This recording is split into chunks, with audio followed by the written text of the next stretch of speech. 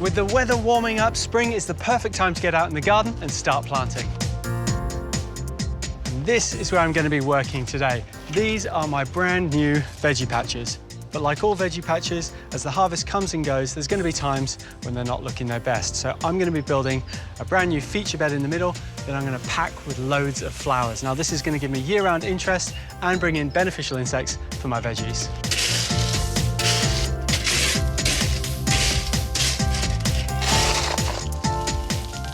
I'm just measuring up for my new garden beds. Now I'm going to make them 1.2 by 1.2 meters, and that's because I'm using hardwood sleepers that come in a 2.4 meter length. So by making them half of that, there's a lot less wastage. But really, for your garden, it could be any shape or size that suits. And then I'll just go and check here.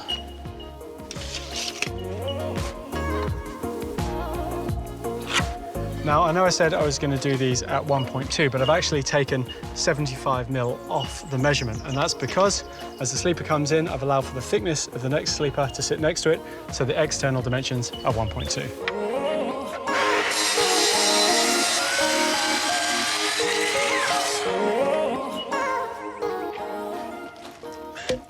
And that's all our bits cut. Now, it's really important to get your set out spot on. So I'm going to run a string line between my beds and measure off that. That way, it's going to look nice and square and even between my existing beds. With our sleepers set up perfectly from our string line and our garden bed and nice and level, it's time to screw them together. But this is a bit of a process because we're using hardwood.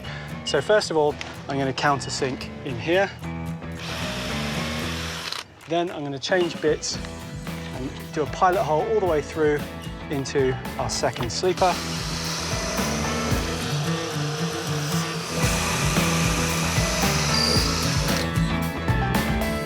And then I'm going to use a 125mm bugle and drive that all the way through so we get lots of purchase and this isn't going anywhere.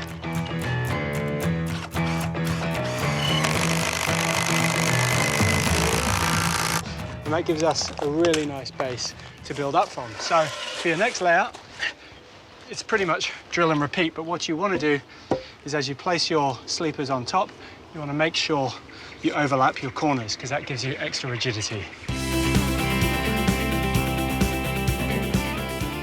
And the last piece on, all it is now is to drill it all together and repeat.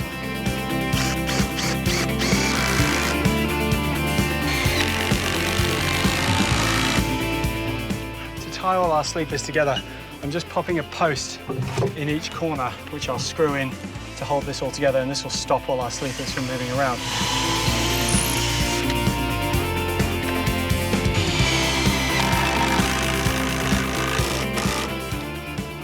So that's all our screwing done, finally.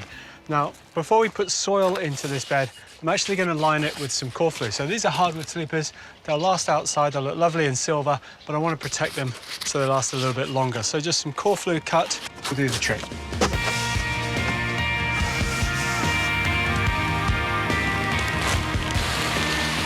I'm using Richgro's new Black Marble potting mix. Now this has got an Australian standard red tick, which means it's got all good quality ingredients, it's got the right amount of nutrients and the right amount of pH.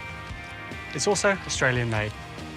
It's really important when you fill up your garden bed not to use garden soil. You need a potting mix because you need it to be free draining. And with that done, we're just going to finish it off with a lovely capping piece, which goes all the way around to match in like these ones, and that turns these raised planters into nice seats as well.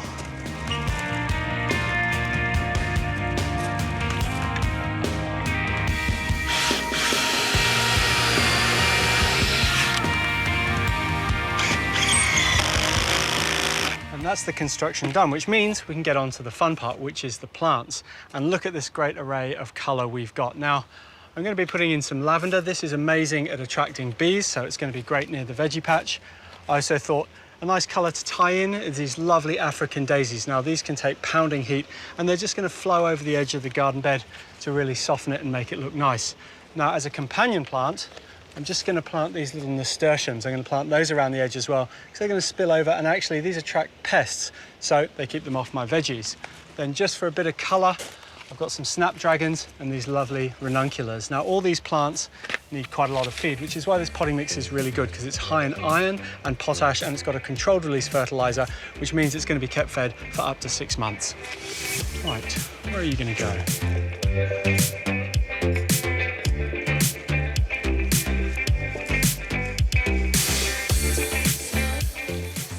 Keeping your flower bed watered is so important, especially when you've got as many flowers as we do in here. But this black marble potting mix is great, thank you mate, because it's got a soil wetter in it, which means all the water is going to get to the roots and they're not going to dry out. Also, because it's got the controlled release fertilizer, heat and moisture activate the release of nutrients, so it keeps your plants fed as well.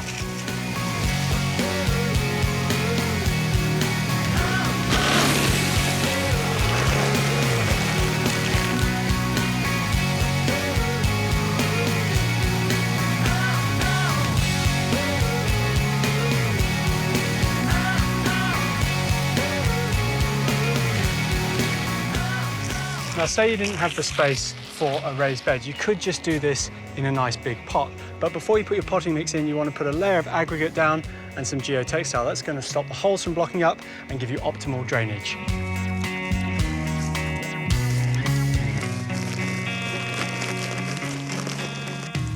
Whether it's building a raised garden bed or revitalising what you've already got, you can add some more colour to your patch and get started on your spring garden this weekend.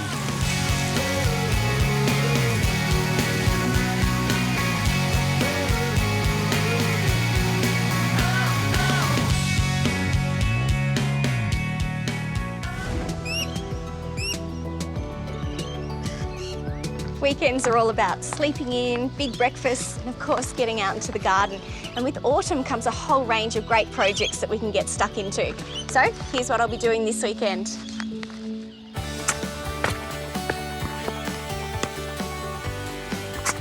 It's bulb time. So if you're one of those people that sees all the beautiful daffodils and tulips in full flower in the springtime and thinks, oh, I wish I'd done that back in the autumn, here's your friendly reminder that now is the time to get all of those winter spring flowering bulbs in the ground. So that's things like snowflakes and tulips and daffodils, hyacinths, all those beauties. But if, like me, at the end of the season, you hate the look of that straggly dying bulb foliage, but you know it's really important to let it die down, here's a little planting tip for you. So get your hands on a colander or a chip fryer like this, works really well.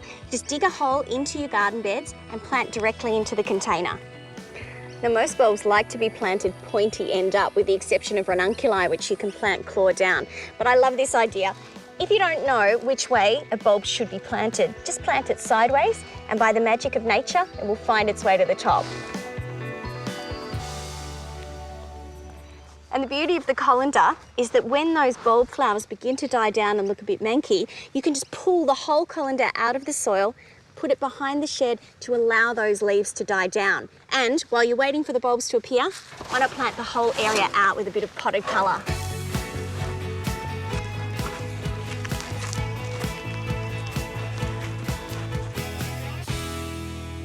Here's another unique way to grow bulbs. So I've done this project at home many times and it works really well. So what we're going to do is we're going to grow bulbs using nothing but pebbles and water. And it works really well with the bigger bulbs, so things like hyacinths and daffodils. So what you do is you start with a waterproof saucer. So this one's just a nice glazed one, but you could also use plastic, and you fill it with pebbles. So you want the pebbles to be flat enough that you can put the bulbs on top. So pointy end up, and don't be afraid to really cram them together. It just helps to stop them from toppling over. All right, so now all we need to do is add a little bit of water to the base. And you want the water to be just below the base of the bulbs. Then I like to put the whole thing in a kind of cool shady spot, so maybe underneath a tree, just until you get some green noses poking through. Then you can bring it out into the full sun to flourish. And by spring, this will be a massive colour and the perfect centrepiece for your outdoor table. Now, I've always thought that potted plants were as pretty as a picture, so here is a project that combines both. So it's another great little table centrepiece, but this time we're going to use succulents. So what I've got is a nice sort of Italian terracotta bowl here. I'm just going to fill it with some cacti and succulent mix, which is really nice and free draining. Then you want to get your hands on another terracotta pot that's much smaller, and you submerge it into the pot sideways. What we're going to do is plant it out with a beautiful mixture of succulents so that it creates a flat picture. So I really like to use a different mix of foliage textures and forms. So I'm going to start by putting this little sedum in here. It's called sedum jelly beans. It's such a great name, the kids love it. So I also like to include some of the more rosette looking succulents. So this is one of the hen and chickens, and you can almost plant it flat so that it sits in there to the side. Then, if you can, get some foliage contrast. So this is one of the burgundy coloured aeoniums that we're just going to pop again into the side there. I also like to use some of the trailing succulents. So this is string of pearls. I'm just going to tuck it in the edges there so it looks like it's trailing down the edges of the container. Okay, I've divided the string of pearls so it's a little bit fiddly. So I'll get those gloves off and then we'll just put it in the sides. And then to complete the picture, you just cover all of the potting mix area with fine white landscape chips or pebbles. You could also use succulent cuttings from your own garden or a neighbour's to do a project like this. Now take a look. Isn't that picture perfect? It'll be the talking point at your next dinner party. At this time of year, we see a changeover in the vegetable patch. So some of you might still be harvesting some of your summer crops or ripping out old ones. But it's also the time of year that we actually start planting and getting those cool season crops in the ground. So that's all those things that provide us with wonderful produce for hearty soups and stews.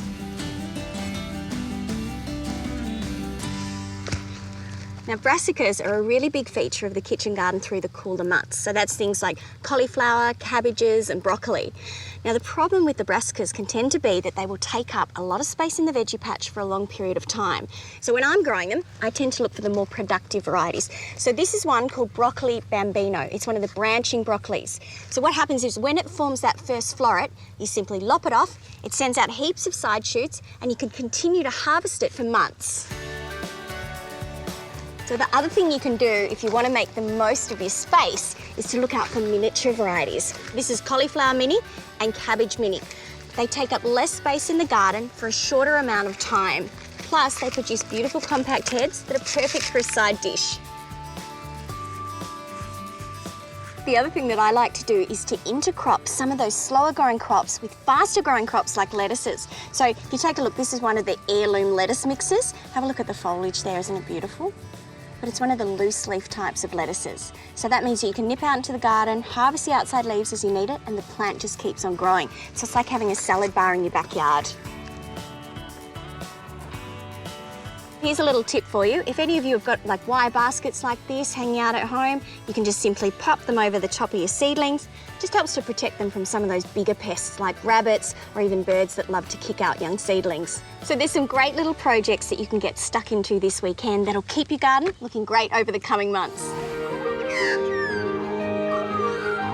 Well, the weather is certainly warming up and the garden has sprung into life. And here, even the peacocks are strutting their stuff. Yeah, spring has certainly sprung. But don't worry, you haven't missed the boat because there are a few things you can be doing this weekend so you can still have a spectacular flower display right the way through summer. First up, a little bit of tidying up. That's gardener's term for weeding. And the reason you do it now is before these weeds seed, because you'll end up with thousands more if you don't take them out now. Okay, the next little job is in fact just budding, and you'll need a nice, sharp, clean pair of secateurs. Sharp so they cut cleanly, and clean so that they're not actually transferring disease around the garden. Now, when it comes to bulbs, for example, don't prune them back because all the energy is going back into the bulb for next year. So you've got to let those die down naturally. Now, soft-wooded perennials. Now, these are the dead buds here. You need to thumb those off like that because there's a bud right behind it, and by removing the dead bud, the energy goes into the next flower and you'll extend the flowering season of your glorious tall-bearded iris. Even the big red geranium, you've got to prune those little geraniums. Just bud them, prune them back, get rid of the dead flowers. disbud your roses that are finished now. Again of water, another feed, and it'll extend the flowering season right the way through spring and summer. Now, we're not the only ones that love this beautiful warm weather. The insects absolutely adore it. That's why they breed up. Like this lily-pilly hedge here. Now, there are some varieties that are resistant, but many of them are not to lily-pilly psyllid. It's disfiguring the leaves, and then the insect exudes a sort of a honeydew, which makes the leaves shiny, and the next thing you end up with a fungus, black sooty mould. So you've got to control that. It's the same with aphids on a lot of different plants. Aphids can be a real nightmare for the same reason. They suck the daylights out of your plants and your flowers and the new growth. Also scale. Scale you get on lily-pillies, but a lot of plants get scale. And of course, lace bugs. It attacks so many different plants. The upper side starts to turn sort of grey and it loses its texture and colour. Now, the good news is all of those insects can be controlled with an insecticide just like this one. It's Rich Grow's Bug Killer. And you just sprinkle that around the drip line or the shadow line, but you must water in. Now notice how it dissolves instantly. With the new formula, it also contains iron and zeolite, which is going to help the plant give the foliage a nice green colour as well. With your ornamentals like camellias and azaleas, wait till the flowers have completely finished. So what you're doing is protecting the plant for 2 months, all this new growth from those nasty insects. A mulch is a great way to conserve moisture and keep out the weeds during summer, but a living mulch does all of that and is also beautiful. Plant out some lavenders, different varieties, different shades of colours. There's pinks, there's mauve, there's purples, singles and doubles, but I'm going to add some really full-on colour. Lovely daisies. One in particular is called 50 Shades of Pink because the flower varies through almost 50 different shades. Of course, for summer, you can't beat petunias. Here's another way to get a bit of height into your garden. Get a TP of tomato stakes. I've actually planted some star jasmine, which will flower right the way through summer. And around the base, as a ground cover, a really terrific little plant called bacopa. Well, there you go. A few things to be doing in your courtyard, your garden, or out on a balcony to have a really colourful spring and a garden that looks terrific right through summer. Spring might have sprung a while back, but it doesn't mean you see instant colour in the garden overnight. It takes a little while to catch up. The warmer, longer days make a huge difference. But if your garden's not looking its absolute best, don't stress. We can play that catch-up game. Feed it and show you a few tips and tricks so that your garden will look like the best in the street in no time.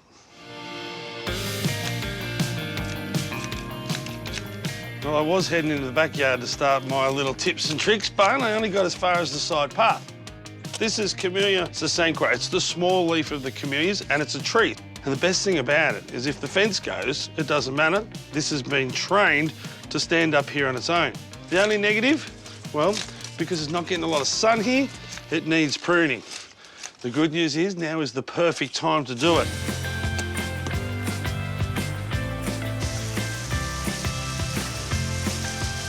So spring's in full bloom, the camellia's not, it's just had a haircut and it's the perfect time to feed it. Now if you use some sort of pellet or slow release fertiliser and put it on the ground, you're only going to get a tiny bit of the root system because the garden bed's so narrow. The foliage of the plant absorbs it just like the root system does. So by going all over it like this, the plant can draw it all in. What drips off is going into that 30 centimetres, improving the soil, pleasing the plant, and the results will be spectacular. Now I've got from the side path to the backyard.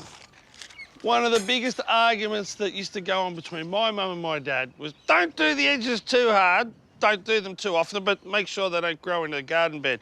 Well, if you put in a little system like this, you're guaranteed your line stays your line year after year. Simple to put in, and it stops all the arguing. Now, as luck would have it, it's rained for a couple of days and the soil is beautiful and moist, and I can just push it in by hand after digging a slight trench. If you've got harsher soil or it's dry where you are, you might need to use a hammer or a mallet to get it into place. The way I like to do it is to do it all, have it sitting in position, and then go back and put a tent peg in about every 800 mil to metre.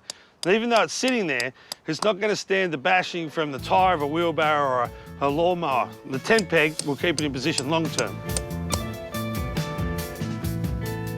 Now that I put the garden edge in, I can pretty much plant right up to the edge of it, meaning the whippersnipper is away from the plants. Now this garden bed is a riot of colour. I hear Graham say that all the time.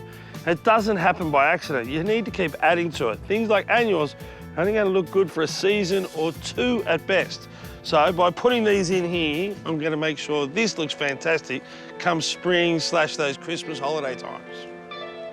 So it's the same fertiliser, Charlie Carp, on this flowering garden bed and these brand new seedlings down the front as I used on the camellias. Now it doesn't even matter that I'm waving around here because you can use it on your lawn as well. It's kind of like an idiot-proof fertiliser. It goes on everything. Now the story is Charlie Carp is actually European carp. They catch them and take them out of our rivers. They're an awful fish that muddies up all the rivers, including the Murray, making our water pretty ordinary, killing our native fish and making it harder to farm. So if we can get them out of the river and into a bottle and onto a garden, there's like that many wins there, it just makes sense. As an added bonus, I know for a fact, because I use it at home, it keeps possums off your herbs, your veggies and your citrus. Ah, the humble agapanthus. Great plant. Some people call it a weed. But for that neglected area in the garden, like out the front where you don't want to water, they do their job, and you can see how popular they are up and down the street. Now, I'm not just giving them a drink for good luck. I'm actually giving them a drink because I'm going to lift and divide and fill this gap in here. So the reason I'm watering now is so the root system can swell up and be nice and strong, the soil can be as soft as possible, and the plant goes through the least amount of shock while I transplant it. Now the trick is not to take too many from the one spot so you don't have to go and fill that spot back. So just taking a couple here and there. Now I've chopped this one off, but I have got enough roots here for the plant to survive. The important thing that I try to do is not damage the foliage. That means you don't have to go through here and cut it and make it look ridiculous for the next 2 or 3 months until it reshoots. If you take your time to do it properly, you'll be able to plant it and no one will even know that you've been replanting. Now it also comes in a pellet form that lasts for 3 to 6 months in the ground. With the liquid, I put it on at home about every 6 to 8 weeks. Put this one on a couple of times a year, and you've got everything covered. Now I'm going to turn that into the soil, plant the new Aggies, and they won't know themselves.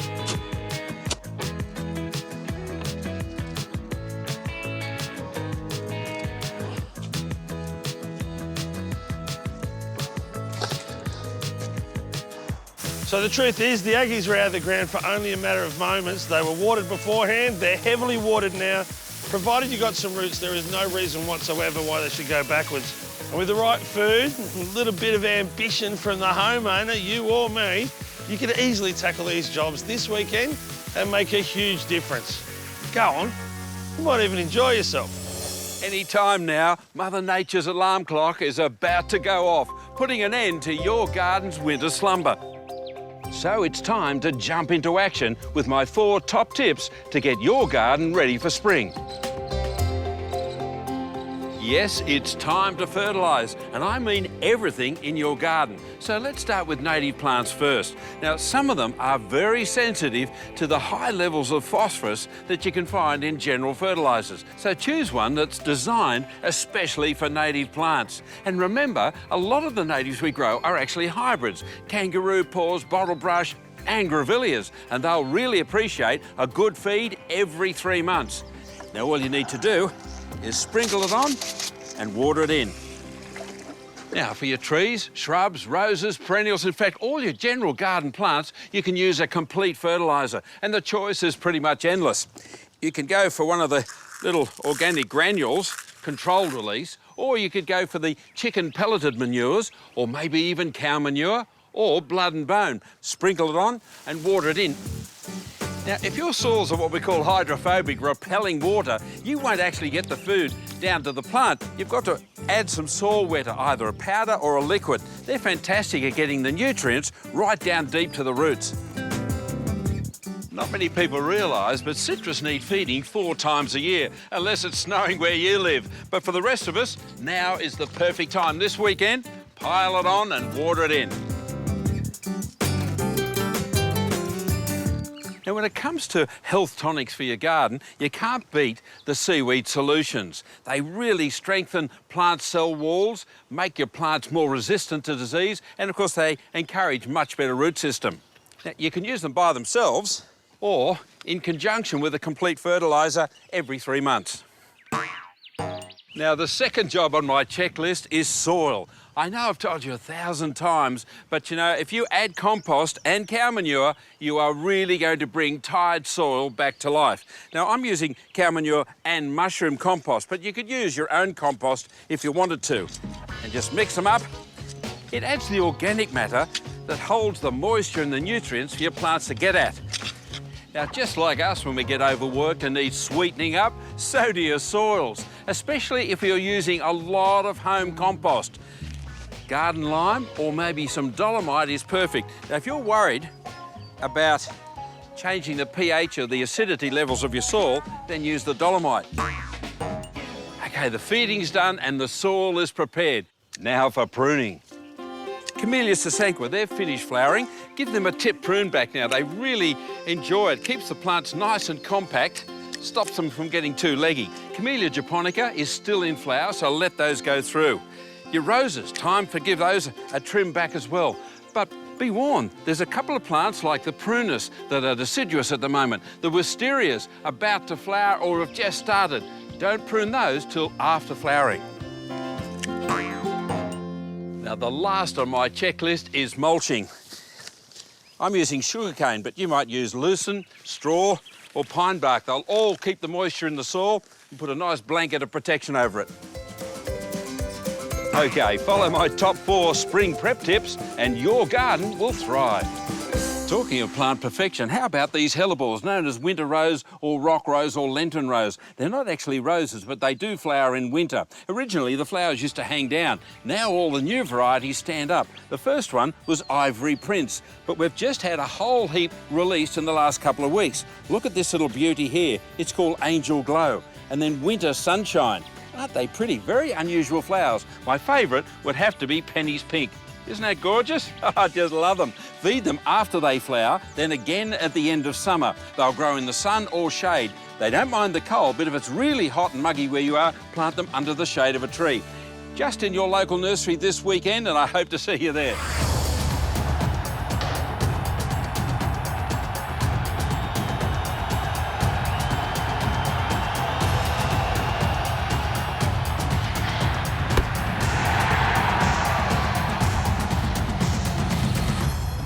Well, to me, I'm in one of the most special places in the world. This is North Sydney Oval. I went to school right across the road and I grew up as the ball boy for the North Sydney Bears. I remember sitting up there with my family, watching every game, being so proud that this was my home ground. Probably one of the reasons why I became a landscaper was because I saw how beautiful you can make your backyard. And when I was a kid, this was my backyard. Now, it's not just the Oval and my beloved Bears that I've brought you here to talk about. I'm talking about another love, my love for lawn. So let's speak to the groundsman, find out what you've got to do so your lawn can look as good as this. Jordan, you look after my favourite oval in the whole world. What's that like? Not a bad place to work, especially this time of year, cricket just around the corner. It's very exciting. What advice could you give a homeowner? Because it's the same thing, just on a smaller scale. Fundamentals are the same. We're beginning to take the height down, and by doing that, you are getting rid of the mat and thatch in the grass, which is always good to get rid of from the winter season. You can also, if you've got the option to aerate with a pitchfork or anything else of that variety. You do this with a pitchfork? And finally, you can just a springtime feed, and that'll ignite the grass out of dormancy and give you some summer growth. Congratulations, it looks as good as it did when I was 12 years old. It just looks a little bit smaller. To tell you the truth, mate, it's not all good memories. I only played here about 5 or 6 times in my life and I lost every game. And I missed a goal from just over there. Do you mind if I have a crack at another go? One more go. Righto.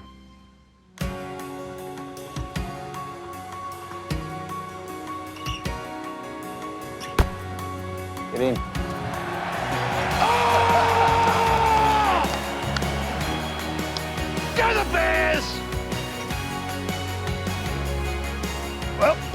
My work here's done.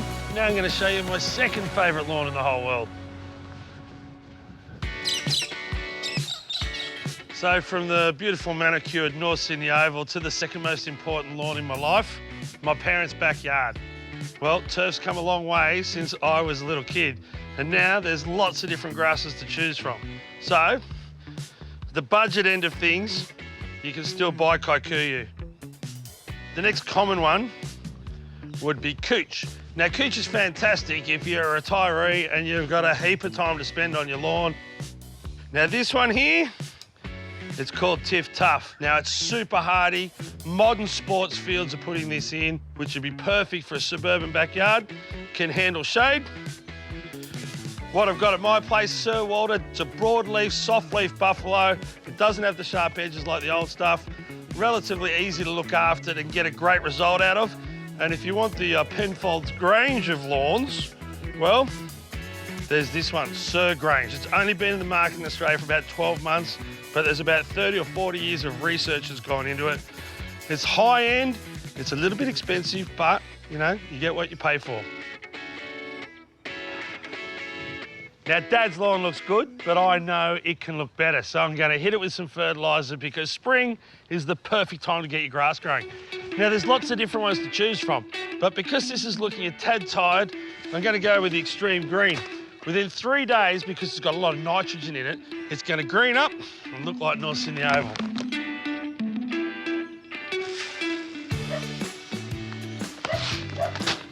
If you're going to try and spread it and do it evenly, you can do it out of the bag by casting it, but it's really hard to get it even. For about 30 bucks, you can pick up one of these.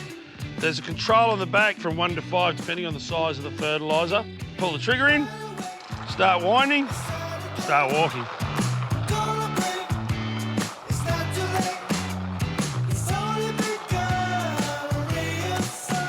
Pretty clever, this fertiliser, because some of it works really well in the first 3 days. That's what's going to green up the lawn. But then there's other stuff in there that slow releases over the next 3 months. So that's super important. Get it looking good straight away, but look after it long term as well. Now, most fertilisers in the past, you had to put them down, throw them out, and water them in straight away and worry about burning the lawn if you didn't. Where this you can throw out and you can wait for the rain to come or do it on a rainy day because it doesn't burn the grass. Jason, don't be too thorough with that because if it grows that big, I'll have to chop it with a bloody axe to get it down. It'll be higher than me. I don't want that. It's slow release. You've got to watch the it? show, mate. Slow release. So Oh, well, yeah. feed it for 3 months. Well, I believe you. It will be good. Really, I've got to believe you. Because you're my son, I know. That's the only reason. Yeah, that's the only Otherwise you reason. think I'm Otherwise, full of they're telling lies. All right, Okay. you can go now. Oh, thanks. See ya. What a relief.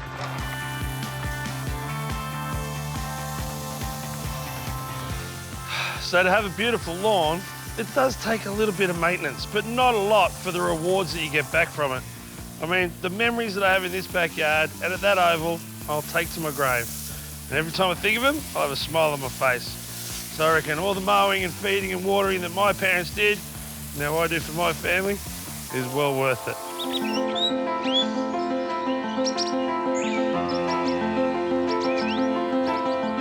Yes, I know it's winter and I know it's cold, and if you're like Goldie, you'd like to be inside, tucked up where it's nice and warm. And yes, the plants are starting to slow down, but you know, there are some terrific things to be doing out in the garden, some great projects. So come on, rug up, let's go. Well, it's July, so it's definitely rose pruning time, except if you're in the tropics, you'll have already started. But if you're in a cold area and you've still got frost, leave it for another 3 or 4 weeks. Now, the objective, of course, is to open out the centre, get the sunshine in there, and that reduces a lot of disease. If you do happen to get the odd insect, it's easier to spray. Now, you never know who's been using your pruners and what on, so always give them a little quick spray with methylated spirits so you're not transferring disease from one rose to the next. Now, this old branch here, it's covered with white louse scale. Now, instead of spraying it, I'm actually going to prune it out because it hasn't got any new wood on it. Don't be in a hurry to pull it all out at once. If it comes out in bits, you'll do less damage because those thorns actually scratch the stems and you end up with disease on them. I don't want these crossing branches because they'll end up cutting into the bark and causing damage. The next stage is the lime sulphur. Now, What that does, it disinfects all the stems that you've left. It kills off insect eggs, fungal spores, and any scale that's sitting around there. You've got to knock it for a 6 before spring. Don't spray if the new shoots have started to come away. And then finally, just a nice little mulch with cow manure. And in another few weeks' time, you can give it a bit of feed with a complete rose food. Just water that in. When the weather warms up, you'll have buds and growth and flowers everywhere.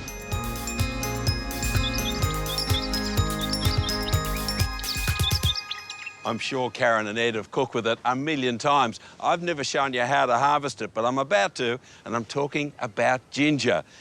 Now, if you don't have any ginger already in the garden, this is what you'll buy at the local nursery. And now's a good time to plant. Find a nice sunny spot. It needs at least half-day sunshine, but it will grow a little bit in the shade. So, good fertile soil. Pop it into the ground, backfill it. Now, just water it in lightly. Remember, it's the end of winter, the soils are still cold. It doesn't need too much water. Now, about 12 months later, it's ready to harvest. But if you're not too sure when, just look at the plant. If it's starting to die down, dig it up. Ah, beautiful. OK, now, these are the roots. We don't actually want those, we want the rhizome. Now, at this stage, don't put it under the tap. You're introducing water and that can encourage rot. So keep it nice and dry, pop it straight onto some newspaper in the sun, let it dry out. It's easier to clean, and then you pop the rhizome straight into the kitchen. Now, not all of my ginger's going to end up as ginger snaps or as a sauce on ice cream. I've got to keep some of these and replant them back in the ground, so I'll have some ginger for next year. What you're looking for are these nice, healthy eyes. They're the ones that are going to produce the good shoots for you. Now, you don't need a full piece like that. You can actually break it off. Now, they need to be around about 10 or 15 centimetres apart and just below the ground. And make sure that the eyes are pointing up, and then just cover it over lightly. In 12 months' time, ginger spice will rock into your garden again. It's also a great time to be planting strawberries. What's that? You haven't got a strawberry or veggie patch? Don't worry. With this technique, you don't need one. All you need is a bale of straw. Now, the first thing to remember is to leave the string on the bale. It keeps it nice and compact. And then you need to start making a trench down the middle. It's a bit of a fiddle at first. You might need a pair of secateurs or a little rake. Great. Now, once you've got a bit of a trench happening there, add some compost or maybe some potting mix. Then start to place your plants out. Now, you get about a handspan apart is perfect.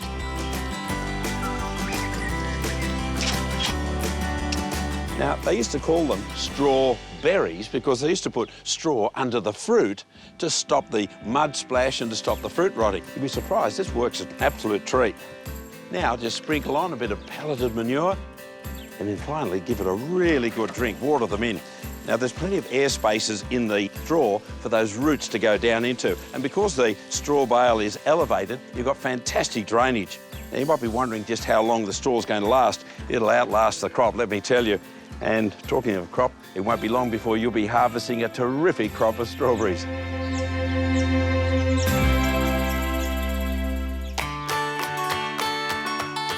You know, the garden's looking pretty drab in the middle of winter, so brighten it up. Oh, look, that is amazing colour. Polyanthus, you can't beat them. You know, you plant them out now and they really do give you a fantastic display right through winter into spring. And the trick is, if you keep fertilising them with a liquid fertiliser, they'll actually keep growing well into summer. And there's another little trick. In a shady spot like this, they'll last for a couple of years. As long as you don't overwater them when they finish. Well, a couple of little jobs to be doing this weekend. Add a bit of colour, bit of pruning, keep on top of things, watch your thumbs, they'll turn green. And of course, it's a great way to keep warm out in the garden this weekend.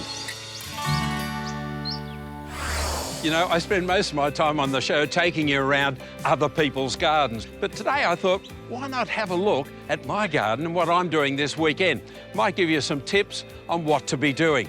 The magnolia is in fact an original tree. I didn't plant it. I planted the Cyananthus, but I didn't plant this fellow.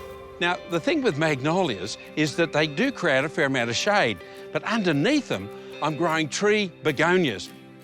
The thing is, I've grown all of these from cuttings. You just take a little stem, pop it into a vase, develops roots, and a couple of weeks later you can pop them out. All of these begonias I've grown from nothing. Now, a great plant, easy to grow, no insects, no diseases, and just look at it. You just set and forget it. It's called Meliantha, sometimes known as honeyflower, because the flowers are just jam-packed full of nectar. The bees and the birds just love them. Now, you may be surprised to know that all of this is only 3 years old. Yes, the lawn as well as this beautiful garden bed here. We had builders here for 2 years doing a reno on the house. It was a nightmare. I thought I'd never get it back. You'll notice that I've created a circular lawn. Why circular? Because there are no corners, you can actually put in more plants. What would be a corner is now full of perennials and roses and shrubs and colour. You might be wondering about this beautiful tree behind me, and it's called Ginkgo Winter Gold. And in winter, it turns the most amazing butter yellow colour.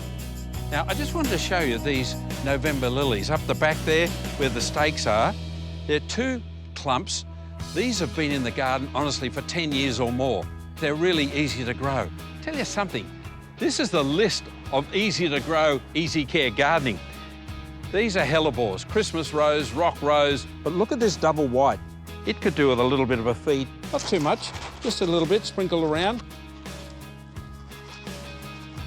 Water it in, and that'll keep the growth coming after the flowers finish.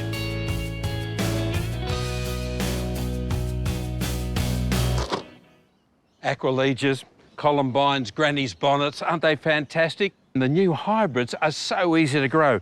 These we grew from really small plants. I also love this little combo of colours. They're all sort of complementary colours. They could be, in fact, in a half barrel on a veranda. If you've got a garden, great, but if you haven't, then have a look at this combination. These azaleas are beautiful old varieties. They're Karuma azaleas, Christmas chair and Kirin. Now, I've been watching how the Japanese do it for the last 40 years, and basically, it all gets down to pruning. And it's taking off this new growth that's just coming away after the flowers. Don't forget, another prune in January, but don't leave it any later than that. Right, well, I've got some more to do now.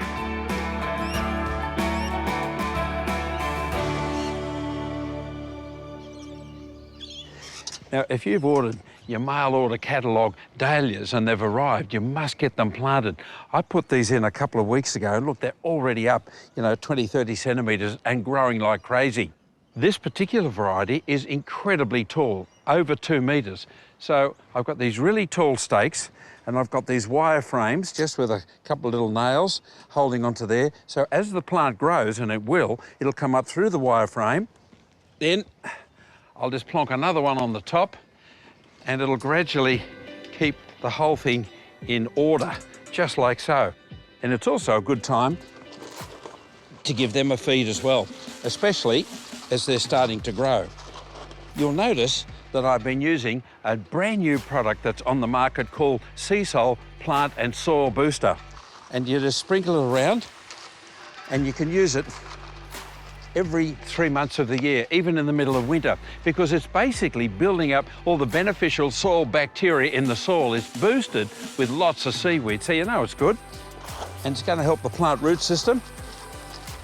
A good soil means really strong, healthy plants.